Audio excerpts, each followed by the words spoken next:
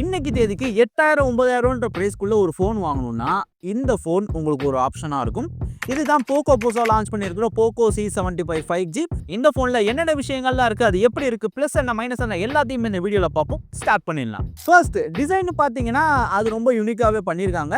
உங்களுக்கு டாப்ல வந்து உங்களுக்கு ஒரு நார்மலான ஒரே ஒரு சிங்கிள் கலர்ல கொடுத்துருக்காங்க. கீழே வந்து பார்த்தீங்கன்னா உங்களுக்கு ஒரு கிரானைட் கல் இருக்குது பார்த்தீங்கன்னா, அந்த கல்லோடைய ஒரு டெக்ஸ்சரை இங்கே இன்ஸ்பயர் பண்ண மாதிரி பண்ணியிருக்காங்க.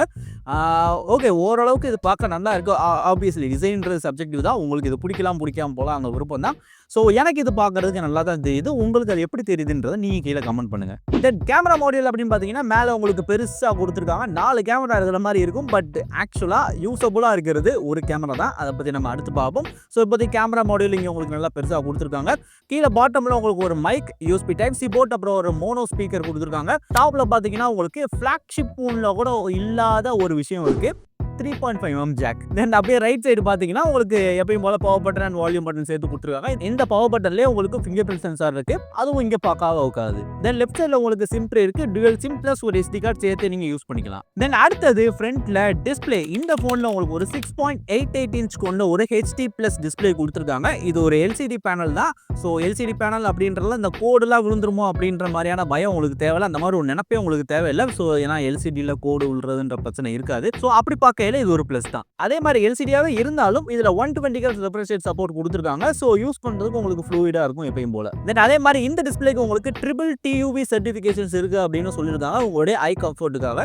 இது ஒரு அடிஷனல் பிளஸ் பாயிண்ட் தான். இது எல்லாமே டெக்னிக்கலா இருந்தாலும் ஆக்சுவலா அந்த டிஸ்ப்ளே பார்க்கிறதுக்கு எப்படி இருக்குன்னு பாத்தீங்கன்னா கலர்ஸ் எல்லாமே நல்லா வைப்ரண்டா தெரியுது. கலர்ஸ்ல வந்து எனக்கு பெருசா குறை சொல்ற மாதிரி இல்ல, ஓரளவுக்கு நல்லாவே இருக்கு கலர்ஸ் எல்லாமே. ஓவரால் இந்த டிஸ்ப்ளேயோட அந்த வியூவிங் எக்ஸ்பீரியன்ஸ் அப்படின்றது நல்லா பண்ணிருக்காங்க. தென் அடுத்து கேமரா நந்தோம்னா தான் இங்க யூஸபிளா உங்களுக்கு ஒரே ஒரு கேமரா மட்டும் தான் இருக்குன்னு நான் சொல்லியிருந்தேன். இதை தவிர்த்து ரெண்டாவதா ஒரு கேமராவும் இருக்கு. இது வந்து QVGA கேமரா அப்படின்ற மாதிரி தான் போட்டிருக்கு. இது மேக்ரோவும் கிடையாது, ஏன்னா மேக்ரோன்ற மோடே இதோட கேமரா ஆப்ஷன்ல கிடையாது. ஸோ அதை மைண்ட்ல வச்சுக்கோங்க. ஆனால் பிரைமரி வந்து இங்கே நல்ல சென்சார் கொடுத்துருக்காங்க. ஏன்னா 50 MPக்கான ஒரு சோனியுடைய சென்சார் கொடுத்துருக்காங்க. இந்த சென்சாரோட பெர்ஃபார்மன்ஸ் நான் ரொம்ப மட்டமாக இருக்குன்னு தான் இதை எதிர்பார்த்தேன். பட் ஆக்சுவலாக இங்கே நல்லா இருக்கு. உங்களுக்கு ஒரு நல்ல லைட்டிங் கண்டிஷன்ல வச்சு நீங்கள் ஒரு ஃபோட்டோ எடுக்கிறீங்க அப்படின்னா ஃபோட்டோஸ் எல்லாமே பார்க்க நல்லா இருக்கு. ஈவன் போர்ட்ரேட்ஸ் கூட உங்களுக்கு ஒரு நல்ல ஒரு அந்த பேக்ரவுண்ட் போக்கா எஃபெக்ட் தான் இது உங்களுக்கு நல்லாவே எடுத்து கொடுக்குது.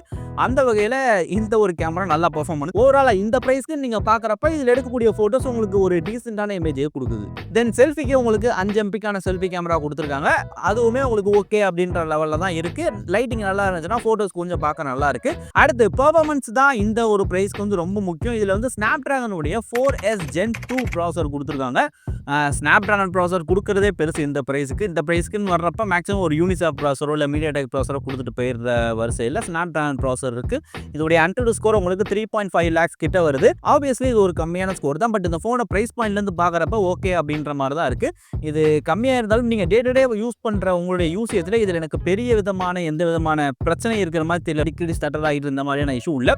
உங்களுக்கு எப்பயும் போல ஒரு ஸ்மூத்தான எக்ஸ்பீரியன்ஸ் இது கொடுக்குது. அப்புறம் RAM வேரியன்ட்ஸ்னு பார்த்தீங்கன்னா LPDDR4X RAM UFS 2.2 ஸ்டோரேஜ் தான் யூஸ் பண்ணியிருக்காங்க. நார்மலாக சோஷியல் மீடியா ஸ்க்ரால் பண்ணுறதுக்கு நீ யூஸ் பண்ணாலும் சரி, இல்லை அப்பப்போ கிளாஷ் ஆஃப் கிளான்ஸ் அப்வைஸ் மாதிரி சின்ன சின்ன கேம்ஸ் நீங்கள் ஆடுவீங்க அப்படின்னாலும் சரி, அந்த மாதிரி விஷயங்களுக்கு இந்த ஃபோன் ஓகேவா இருக்கும். முக்கியமாக யாருக்கு இந்த ஃபோன் வாங்கலான்னு கேட்டிங்கன்னா, ஒன்று எனக்கு வந்து செகண்டரியாக ரேட்டு கம்மியாக ஒரு ஃபோன் வேணும் அப்படின்றவங்க நீங்கள் ட்ரை பண்ணி பார்க்கலாம். ரெண்டாவது, எங்கள் வீட்டில் வயசானவங்க இருக்காங்க, அவங்களுக்கு வந்து அவங்களோட யூசேஜ் அதிகமாக கிடையாது. அவங்க அப்பப்போ ஃபோனில் வாட்ஸ்அப் பார்ப்பாங்க, இல்லை யூடியூப் பார்ப்பாங்க, இல்லை அப்போ ஃபோன் பேசுவாங்க. இந்த மாதிரியான விஷயங்களுக்கு அவங்களுக்கு தேவைப்படுற மாதிரி ஒரு ஃபோன் அப்படின்னா அப்பயும் நீங்கள் இதை கன்சிடர் பண்ணலாம். அந்த மாதிரி இடங்கள்ல இந்த ஃபோன் உங்களுக்கு நல்லாவே ஸ்கோர் பண்ணும், பிரச்சனை கிடையாது. பேட்டரி அப்படின்னு பார்த்தீங்கன்னா இந்த ஃபோனில் 5160 mAh பேட்டரி கொடுத்துருக்காங்க. அண்ட் பேட்டரி பர்ஃபார்மன்ஸ் இதில் நல்லாவே இருக்குது. அதுக்கு இன்னொரு காரணம் இதோடைய HD ப்ளஸ் டிஸ்பிளே தான். 1080p இருந்தால் அதுக்கேற்ற மாதிரி உங்களுக்கு ட்ரைன் ஆகும். பட் இதில் HD ப்ளஸ் அப்படின்றனால பேட்டரி இன்னும் கொஞ்சம் ரொம்ப எஃபிஷியன்ட்டாக உங்களுக்கு யூஸ் ஆகும். பேட்டரியில் உங்களுக்கு பிரச்சனைன்னு சொல்கிற அளவுக்கு இருக்காது. தென் இந்த ஃபோன் உங்களுக்கு 18 watt ஃபாஸ்ட் சார்ஜிங் சப்போர்ட் பண்ணும். ஆனால் பாக்ஸில் உங்களுக்கு 10 watt சார்ஜர் தான் கொடுக்குறாங்க. இதை வந்து எனக்கு எப்படி சொல்லன்னு தெரியல. ஏன்னா 8000 பட்ஜெட்டில் உள்ள ஒரு ஃபோனில் இவங்க சார்ஜர் கொடுத்துருக்காங்கன்னு நினச்சி சந்தோஷப்படவா, இல்லை 18 watt சப்போர்ட் வந்து 10 watt தான் கொடுத்துருக்காங்கன்னு நினச்சி நான் அதை குறையா சொல்லவா எனக்கு தெரியல. அதை நீங்களே முடிவெடுத்துக்கோங்க. உங்களோட கருத்து என்னன்றதை கீழே சொல்லுங்கள். தென் அடுத்து சாஃப்ட்வேர் பாட்டுக்கு வந்தோம் அப்படின்னா இந்த ஃபோனில் உங்களுக்கு ஹைப்பர் ஓஎஸ் ரன் ஆகிட்டு இருக்கு ஆண்ட்ராய்ட் 14 மேலே. இது போக 2 வருஷத்துக்கு ஓஎஸ் அப்டேட்டும் 4 வருஷத்துக்கு செக்யூரிட்டி பேட்ச் அப்டேட் வரும் அப்படின்னு சொல்லியிருக்காங்க.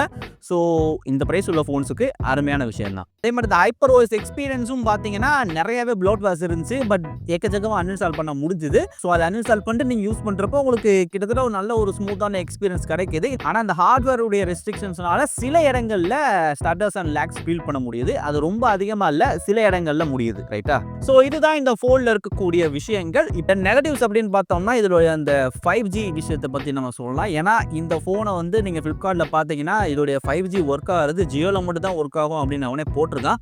அப்படி இருக்கிறப்ப இது வந்து ஒரு நெகட்டிவாக தான் சொல்லணும். மேபி நீங்கள் ஜியோ தான் யூஸ் பண்ண போகிறீங்க அப்படின்ற பட்சத்தில் இது உங்களுக்கு ஒரு மேட்டர் கிடையாது.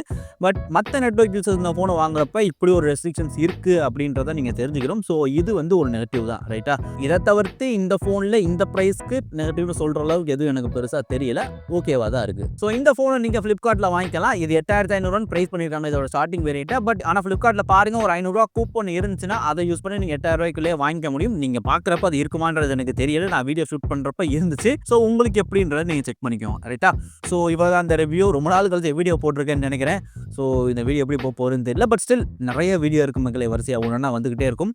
ஸோ எஸ், ஸோ இதே மாதிரி இன்னும் சூப்பரான வீடியோவில் கூடிய சீக்கிரம் உங்களை மீட் பண்ணுறேன். Until then, this is all from All Tech Tamil signing off.